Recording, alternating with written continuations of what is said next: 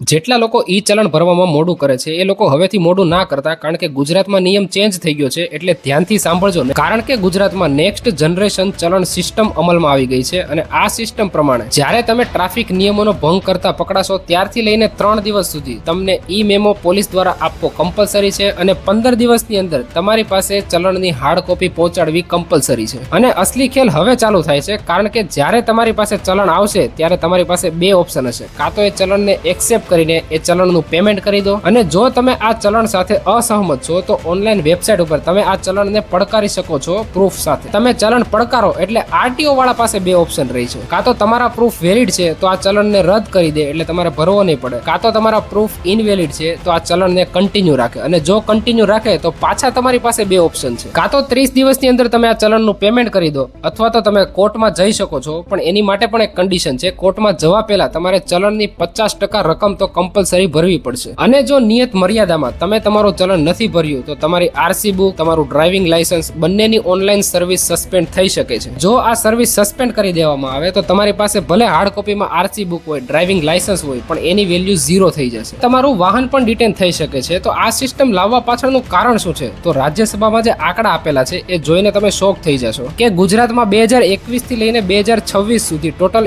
1.99 કરોડ ચલણ ઇસ્યુ કરવામાં આવ્યા, જેમાંથી 1607.64 કરોડની રિકવરી કરવાની બાકી છે. એટલે આવી સિસ્ટમ દ્વારા લોકો ઉપર ચલણ ભરવા માટેનું પ્રેશર આપવા માંગે છે, જેથી એ નિયમોનો ભંગ ના કરે. એટલે જલ્દીથી વિડીયોને શેર કરો અને આવી જ માહિતી માટે મને ફોલો કરો. જય હિન્દ, જય ભારત.